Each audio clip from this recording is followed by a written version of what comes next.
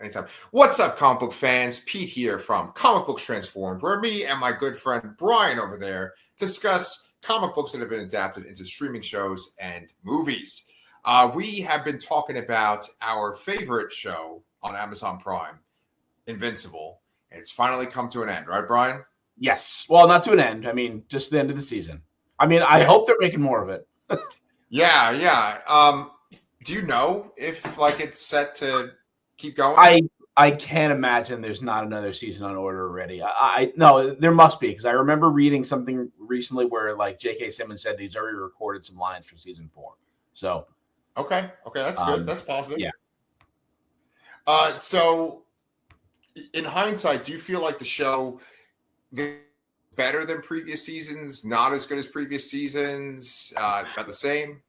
I think they're all great. I don't know if they'll ever hit the exact high or low. I don't know how to describe it, but the moment where the you'll have me moment. To me, that's the best thing I've seen, and that's what the line and scene that sold me on how great everything was and how made me excited to go read the books afterwards and all this other stuff. I think this last episode comes damn close to that. The last episode, that's interesting. Not the second to last? Well, both, yes, but the comic, I feel like there's just a lot of really big things going on one after another, which which you expect from a comic book, but I don't know. It's just I felt like they handled Conquest really well. I was more excited to watching it than I was reading it, I guess. Right. So yeah. No, I mean, we talked about how the episode with what's his name, Powerplex, right? Powerplex, yeah. That felt like Batman v Superman, right? I feel like the episode with Conquest, the last episode, episode 8, was kind of like Man of Steel, the end of Man of Steel. Yeah, I can see that. So yeah, and just comparatively, maybe the fact that I instantly realized that was Jeffrey Dean Morgan as Conquest, and Stephen Yeun is obviously Invincible, and just that kind of thought process of they had to do this on purpose, have the actor who played Glenn in The Walking Dead face off against the actor who played Negan in Walking Dead. So maybe that was adding a little fuel to it here. But if I were to compare stunt casting of Aaron Paul versus Jeffrey Dean Morgan here, I do feel that Aaron Paul felt a little campy, but I think Jeffrey Dean Morgan fucking nails it. Yeah, he really does, man. Especially, go ahead. I was just gonna say this, but there was that one little part they added in that was not in the comic where he's whispering in Mark's ear. And he's like, "I'm so lonely," and I'm like, "Holy shit, this is so good." I know. Actually, Brian, that was the part I was just about to reference. Yeah, okay. That part. Yeah, because Jeffrey Dean Morgan, he's an interesting guy in general. He's in so much genre stuff. He's Bruce Wayne's father in Batman v Superman. He's obviously Negan in The Walking Dead. He's the Winchester's father in Supernatural. He's in The Boys. The comedian. Yeah, he's a go-to guy for genre stuff, right? Yeah. So Conquest is one of those characters where they're not in the majority of the book, but it's this memorable moment, this memorable event when he is in the book. Yes. There's certain it's always villains. It's oh my God, this villain is so powerful, so scary. And when you use them sparingly, it makes them so much more interesting. I think we love X-Men. And I think that for Cassandra Nova, she was mainly just from that Grant Morrison run for a while. And they've used her a lot more recently. But it's that kind of level where it's oh, this is a scary fucking villain. Yes, I agree. And I know I saw some complaints about people from the episode where they said that he just kind of comes out of nowhere. And I think that works. I mean, I think it works for this because we kind of know that the Viltrumites are coming back, but I don't think it takes away from The fact that we haven't seen his character and don't know anything, really know anything about him, and especially that line we mentioned, it really adds a lot of depth to the character, which was an addition from the book. Yeah, but him coming out of nowhere makes it so much better because when you watch so many shows, when you read so many comics, you kind of expect things to go a certain way. You expect there to be certain beats, like, okay, this horrible, like, apocalyptic event just happened. So now there's going to be some like rebuilding. There's going to be sort of like scenes where characters are dealing with trauma, and then we'll eventually get to another big catastrophe. This is like they're rebuilding. It's the end of the episode where it's apocalyptic, and he's there, you know, in episode 7, and then episode 8 is mostly the battle with him. So it's not expected. It's just like, oh my God, this is happening right now. Jesus, this timing is horrible. Yeah, like you're almost at the end of the 7th episode, you're almost expecting to be kind of like a just aftermath episode. Exactly. And you got an equal, if not greater, fight. Yeah. So we'll go into 8 in detail, but let's go into 7. Sure. Because 7 was something else, man. I was telling you, through messaging or whatever, gummies are legal or whatever. I took a gummy before I started watching it, and they have that fucking scene where Shrinking Violet, right? Is the girl Shrinking Ray? Shrinking Ray. There we go. Right, because it was a guy. You couldn't call him Violet, right? So they were both Shrinking Ray, but he was shrinking Ray and she's shrinking Rae because her name was Rachel instead of right. So you have this sequence where Rex is talking to her. They're like right in front of her apartment or something like that, and he's saying, "Okay." She's basically saying, "Okay, thank you for helping me move. You're this great guy. I am interested in you." And he's like, "I'm proud of you for walking away from all this." Then there starts the crisis with all the Invincibles from different realities, and he's like, "Oh, I got to go deal with that." And I was just like, "God damn it, this is gonna fucking happen now. I have to watch this while I'm high." That was hard to watch too, and I think the inclusion of the relationship makes it all the more horrible to watch. Yeah. I think Jason Mantzoukas was fantastic. He sold the death really well. Like it was much harder to watch it and hear him than reading it. And that's how I first found out was reading it. So I was shocked, but it still had a bigger impact watching it, I think. 1,000%. Yeah, there's a lot of shows that you and I have covered together, whether it's The Last of Us, The Boys, where they improve upon the quality of the comic or the video game, where it's like, there's this extra depth to it. It's funny because I think we talked about this before, but Rexplode is basically Gambit, but just like the way they look and their personalities are different, but their power is essentially the same. Pretty much, yeah. I would say his is a little more radiation-y than kinetic energy, but yeah. Right. And then, so I was thinking too, when we were watching episode 8 with Eve, she's basically like Green Lantern, but she, instead of having like a ring and willpower. Yeah, man, that's tough. I was thinking about this too. Matter. She's changing matter. I was thinking about this too. I guess I was really trying to think of female characters because she's a female character, but I was comparing it as a mix between Invisible Woman and Jean Grey. But I think maybe Green Lantern makes more sense. No, Brian, you're more spot on than that. To compare it to those two, that's really smart because she's like an Invisible Woman with her support, and then she's like Jean Grey with her like tremendous power. Yes. Especially like in episode 8 where they're talking about how like she had these blockers put in because she was so powerful that, like she unleashes the blocker and then she's like ridiculously powerful. Yes. Yeah. That's very Jean Grey. And the red hair too. Yes. Yeah. That's probably the biggest signifier there. I in the comic, maybe this isn't too spoilery, but I feel like they underuse her and her abilities in the comic. And I think they did a really good job here of showing her in the fight against the other marks and Conquest, but I hope they continue to trend in that direction. They make her more useful and not just like she really feels like a girlfriend side character past a certain point. Right. And I hope they don't do that. Yeah, I agree with you on that one. Oh, good. You're gonna say more? I know. Well, so there's one part that I don't remember from the comics. Like, okay, so we're kind of jumping around, but in episode 8, Conquest gets her.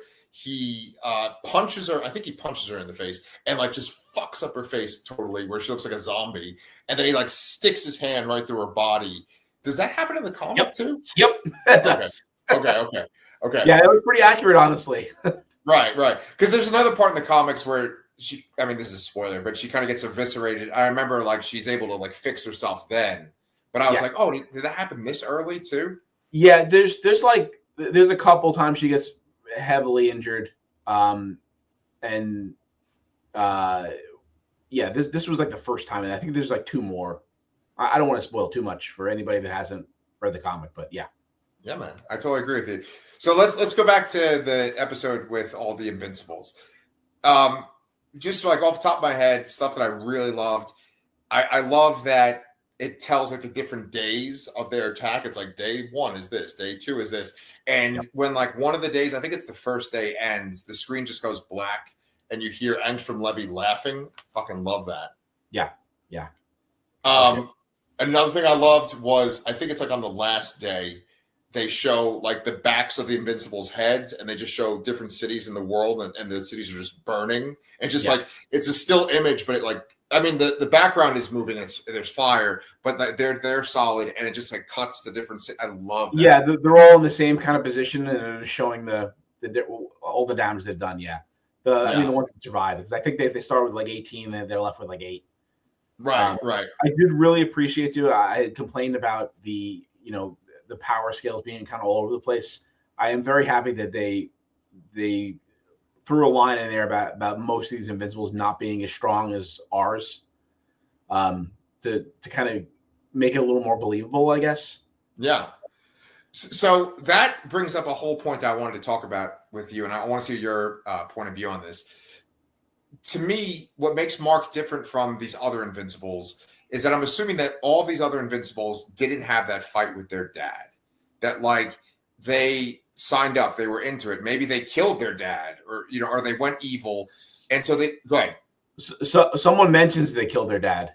I believe in like a throwaway line. I think they've all had different experiences, but I think the point you're trying to bring up is that what makes Mark so unique and on the side of good. Right. And I don't think the comic ever really explores that properly. Right. Well, my thing was kind of more like comics logic kind of shit, because I do think of the Viltrumites as like Saiyans. I know it's like they're Kryptonians, but I also kind of think of them as like Saiyans, because they go around and they conquer, and usually it's like one can conquer a whole planet. And I think that like the reason why Goku is so powerful is because he's fought all these different foes of different types, and he gets stronger every time.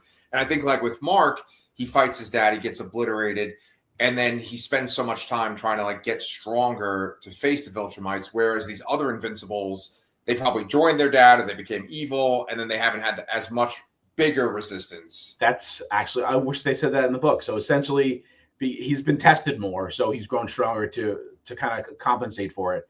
So these other guys had it easier because they just went along with their dad's plan, so they didn't have to really fight that hard. That makes a ton of sense. Yeah, and then bringing it back to like the emotional thing that you were just saying, it's like he's tested more because he's a good person. He's good, I wish they would say that in the show. That's why our channel exists, man, for us to say shit like that. Robert Kirk would give us money. Yes, and he wrote the last episode and the second to last episode, right? Oh, he did? I didn't notice. Yeah, he definitely wrote 7. I'm pretty sure he wrote 8 as well. Nice. Okay. Yeah. So, all right. So, out of those different Invincibles that attack everyone, is there one that you thought was the most interesting, or like one that you liked?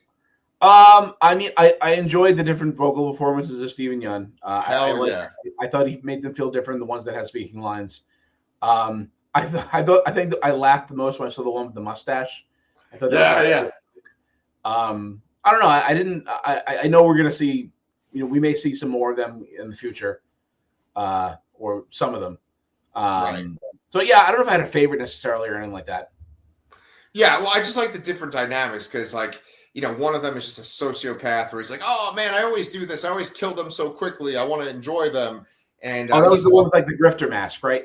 Yeah. And he's fighting the Guardians of the Globe.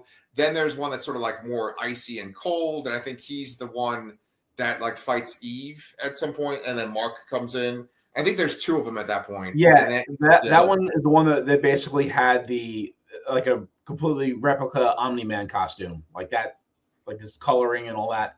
Yeah, exactly. And then there's one that seemed kind of remorseful and felt bad that his mom died, or that I think he might have even killed his mom. I don't know if he killed somebody. Wanted to kill the mom again, but one of them signed on so they can take the mom back to their own reality because they missed them. Right. So just like the differences between all of them, I just really loved. And then you and I last episode, we kind of speculated like, well, who's going to be in this? What kind of heroes are going to face them? And it's pretty much what we thought, where it's like Robert Kirkman created heroes fight all. Yeah. So the big replacement for like the Spawn panel was the werewolf guy. Oh, God, I can't remember his name. It's just like the Astounding Wolfman. Oh yeah, it's just Wolfman. You're right. Right. Yeah. So that was the what like that was the line. Like he said, like I've killed you in another reality or something like that. So that was that replacement there. And then the other character, they don't show like a equivalent for anything else. I don't think like Savage Dragon or anything like that. But you do get a couple heroes. You get like Capes Inc. You get Brit, Tech Jacket, and I can't think of any. I can't think of any of those major. I mean, other named characters show up there, but I don't think anyone's like hugely important to the story moving forward. Yeah, it was really cool to see Tech Jacket, and he has this big battle in space with the Viltrumite. He like takes out a Viltrumite just by himself. By himself, yeah. Yeah. I hope they actually put him in the show. Yeah. And they don't just kind of relegate him to like a background image, like like this was sort of. Yeah, I agree too. I mean, I would be down for them expanding on any side characters. There's I don't even know. Like, is one of them called like Business Baby or something? That little kid with like the pants and stuff. Yeah, Business Baby. Yeah. I don't know. I don't know what that group was. There was that big like almost guy, almost looked like Strong Guy, sort of. Yeah. He had a funny name too, possibly. Can't remember what it is. Yeah, and they showed that mummy thing too. Like it wanted one of the Invincibles as a host. Yes. That's original because I don't remember that in the comic, unless that happened just in like the first compendium, which I read like over a year ago. Right. I think that's just for the show. It just started showing up like last season. Yeah, because on the show they've had that mummy thing show up a couple of times. Yes. Yeah. I mean, just so much happens. So we keep giving praise to Cecil and how we love Walton Goggins and Cecil. I really fucking love how they cut to the Pentagon and he's there and he's already like totally beaten looking. His partner guy Donald, right? Donald's just like completely fucked up and like half his face is missing. It's like they don't even take the time to like show them getting attacked. It's already like they've been through this. The Viltrumites like just went through all their weird little corpse fighter guys. Yep. I don't know. I love that. I could have seen episode 7 being the end of this season, and I would have been totally satisfied. Yeah, no, I really thought they were. I thought that they would stretch out Invincible War over 2 episodes, and the stinger would be Conquest. I really expected that. So I was very surprised when it wrapped up. I mean, at a point you realize, I guess they're doing Conquest. Because there's no way you can have a whole episode after that and not do it. But so we can go into Conquest. Is there more you want to say about episode 7? No, I guess that's it for 7. Okay. And if it comes up, it'll come up. Yeah. But anyway, it's funny because I was eating dinner. I was at my mom's house, like I go on Thursday nights, and I'm eating dinner with her. And I say to her, hey, okay, I need to watch Invincible and I need to watch Daredevil. Which one of these two? And I described both of them. And I think that she thought that Daredevil was going to be like gritty and kind of bloody and stuff based on what I said. And she's like, let's watch Invincible. That won't be so bad. And then it's just this episode of like Conquest just fucking like ripping bodies apart. And it's ridiculous. Yeah, they really went for it, like trying to replicate that train scene from the Invincible Omni-Man fight. Yes. Yeah, just the people on the beach just goes by them and it's just like corpse pieces just floating in the air. Yeah, absolutely. Yeah. I mean, honestly, the worst part was what the fuck is the brother's name? Oliver. When he's stretching him out and he's describing what happened. Yeah, that was hard to watch because it's hard to watch, kids being hurt, obviously. Yeah, it's just like straight up horror movie. He punches him in the face, like he spits out blood, teeth fall out of his face. Yeah. Basically, all of his teeth fall out. Yeah. Jesus Christ, yeah, it was crazy. It's funny because like my mom, she likes horror movies and stuff, and she's seen like I think the first Terrifier or maybe Terrifier 2, and that stuff's way worse than this. But this episode had things that could be in that movie. Yeah, yeah, but, we obviously see Eve get a hole punched through her, and just the way her face was all beat up, and all just the gore from all the civilians that were killed in the aftermath here, and then especially what's left of Mark and Conquest afterwards too. Yeah, because like both of his arms are broken, like he's got bones popping out everywhere, and then Conquest's face is like a puddle. Yeah, it looks like mashed potatoes. Yeah. Potatoes. Okay, so I'm gonna sound warped, but I fucking love when Invincible just headbutts him over and over and over again. Yeah, no, I felt that, like I felt retribution for Glenn. Right.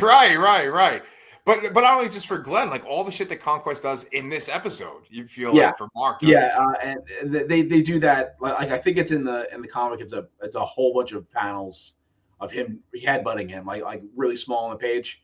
So like he definitely did that quite a bit.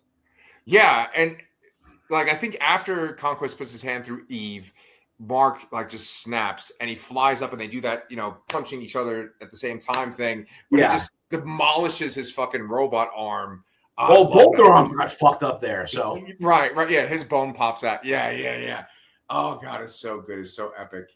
But the dialogue that Conquest had, I felt was very impactful. And again, I can't tell if it was a performance or it was just the fact that I knew who it was, adding to that extra layer there. But I thought it was really good.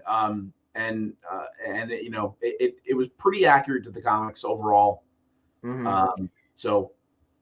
But there's little details that like obviously you can't do in a comic. Like there's one part where like Mark is trying to fly Conquest away, and Conquest just kind of stops in midair, and you see like the wind go past him, and the sound design and stuff helps as well because you're like, oh, that's so cool. It's just he's so intimidating, and he's just toying with him for almost the entire episode.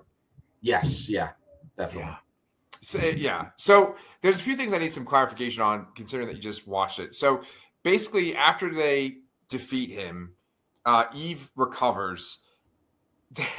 They have this moment. This is great to watch with my mom too. They're in Mark's bed, and Eve just is like naked in the bed. Or actually, she makes both their clothes just kind of disappear and then reappear. Yes. In the comic, do their clothes melt like that? Yes, it's basically showing you that Eve's powers are kind of on the fritz because the blockers were released. Yeah, and they don't ever really do much with that. Like her powers stay like that, like a little broken. Where she's afraid to use them for a little while. Yeah, but I think that's really an underutilized plot line overall. Yeah. Well, speaking of Eve and plot lines, there's one thing I'm kind of curious about. You know how in the book there's this whole period of time where Eve is, I mean, this is going to sound superficial, but like she's like overweight. She's kind of chunky. Yes. I know. I think that Kirkman did that because he's basically saying like, not every female character has to have this sort of like supermodel body. Do you think they're going to do that on the show? Yes, I think they will. Yeah. I don't think it was done in a negative way. No, not at all. So I think they will keep it in there because I think this is part of the storyline of her powers going on the fritz, is that she doesn't. There's a point where Mark has to leave for a while, and she's not using her powers because she doesn't know what's going to happen. So and like apparently her using her powers burns a lot of calories apparently. So. Oh, I see. Okay, that's why it happens. I remember. God, how many issues are in the fucking book again? It's just shy of 150. It's like 143 or 144. Wow. Okay. So, So and like right now we're around early 60s, I'd say. okay, So okay. we're not even halfway through everything. Yeah, and it's like once a month, and I can't remember if there are like these big gaps or anything like that, but I'm pretty sure it came out like regularly once a month. So we're talking like it was around for over 10 years. Yes, definitely. Wow. Okay, okay. So I guess I had a few questions then too about uh the final sequence, which I really like that they use Nine Inch Nails. Anytime they use Nine Inch Nails in anything, I get super That's excited. one of my favorite songs too. So that was a nice thing to hear. Yeah, yeah. Um, so they're playing that song every day is exactly the same. They show the kind of squid Martian things that are like The sequence, Starro. yeah, Yeah, the yeah. sequence. The sequence was one of the things that I felt like they did a few too many times Mm-hmm. Mm-hmm. in the Mm-hmm. comic, and I hope they do something elevate it a little bit, I guess. But Right. yeah, it's really just lining up all the upcoming hardships that Mark is going to face. Yeah. So honestly, I kind of forgot the Sequids on Earth part of the comic. I also forgot Angstrom Levy like is with those weird creatures that like they kind of remind me of Cenobites from Hellraiser because they Yes, talk about yeah, delights. Yeah, yeah, yeah. And I just totally forgot about that completely. yeah. Yeah, they come into play again later on, but I feel like they're not the main focal point of when they show up. So they're kind of like the B story, I guess, at the time they come back. Okay. So yeah, but they're teeing them up like they're gonna come back and Angstrom Levy's gonna come back. And then there's that fucking guy that is essentially he's almost like a mishmash of Rorschach and Hellboy, wouldn't you say? Yes, Damien Darkblood. Yeah. So I think Damien Darkblood was he in the comic originally? I think he's in the If beginning. he might be in the beginning of the he was definitely in the beginning of the show because he was investigating um, what happened to the original Guardians of the Globe team. That's what he was doing. But he got banished to hell Right. or wherever he was. I don't remember who did it. I think it's Maybe it was, Omni Man. Oh no, was it, Cecil. no, it was Cecil. Cecil, I think. Yeah, Cecil, yeah, yeah, yeah. and and in the if he was in the comic, they do not show him ever again. So I think this is going to be an original storyline. They're going to add to the next season. And we had kind of talked. I don't know if we talked about this through text or on here, but there's a character Dinosaurus that is going to be coming up fairly soon. And I'm curious if they do go that route because I think you said you thought they could cut it out potentially. Yeah. If they were trying to cut some time to get across the finish line of the whole series sooner. Right. So do you think that they're gonna substitute this? He said Damien Dark is his name. Yeah, it was Damien Darkblood. Damien Darkblood. I'm kind of wondering maybe. Yeah. I don't know if they can not do Dinosaurus. I'm not sure. Which Okay. is a silly name, but I part of me kind of liked it. Yeah. Because for what it how it made Mark approach things, but I think you're right. Like I do think that they can't do every single storyline. No. And maybe if they could cut one out, they had to cut one out, maybe that's a good place, potentially. Right. Exactly. Exactly. So I mean, I guess in the comic they don't show Nolan and Alan at this point at all. Yeah, there was a little bit of a gap where after Nolan says the line about the only being 50 pure-blooded Viltrumites left. You don't see them for a little bit. Mm-hmm. But I imagine that they're going to come back in the forefront next season, I think. Oh yeah. Oh yeah. Yeah. Yeah. Yeah. Yeah. Yeah. So I mean, I don't know. I just fucking love this show so much. I love Steven Yeun. This season was airtight. I thought it was really good season. You mentioned the line of dialogue that Invincible says, when his father is about to leave or whatever, like right before he kills him, basically, or he was going to kill him. To me, there's something about that sequence in the beginning of season 2 where he's just flying around and they're playing that Radiohead song. That was like magic to me. And Yeah, that was, yeah. I think that like the equivalent of that this season was just kind of like the whole Rexplode arc.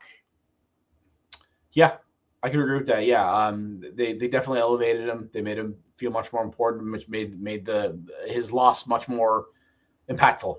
Yeah. Jason Mantzoukas, man, good fucking job. Yep. So, what do you guys say about Invincible? You got anything about this season, upcoming seasons? What do you got? I don't know. I mean, I hope that we get another short window of time here before the next season. Yeah. Not that huge gap like we had between 1 and 2. Okay. I agree. I hope so too. Is Invincible your favorite Amazon show over The Boys? Yes, I think so. Yeah. But Amazon's got some other good stuff too, don't they? Well, how about Amazon comic book adaptation? Yeah. I would say Invincible. Yes. I would also say Invincible over The Boys, even though I love The Boys too. Yeah. Yeah, man. Cool. Well, if that is it, then we can end this recording. We actually didn't have any fucking glitches while we recorded, so that's cool. Very, very good. Very fortuitous. I'm in my new house, and what do you call it? And hop over and talk about. Oh, of course, the very last second it cuts out after we just said it. Are you kidding me? Did that happen? I didn't hear what you said. I mean, I assume you said Daredevil. We're talking about Daredevil, but I didn't hear it. That is what I did say. So why don't we jump out of this while we're still here? But if you guys like listening to me and Brian talk about comic book adaptations, come on over, check out our Daredevil video, which is coming out next. And we just cover this kind of shit all the time. If you like us, make sure you subscribe. And please give us too. We want to make sure that you guys are watching. But yeah, thanks so much, guys. We'll see you guys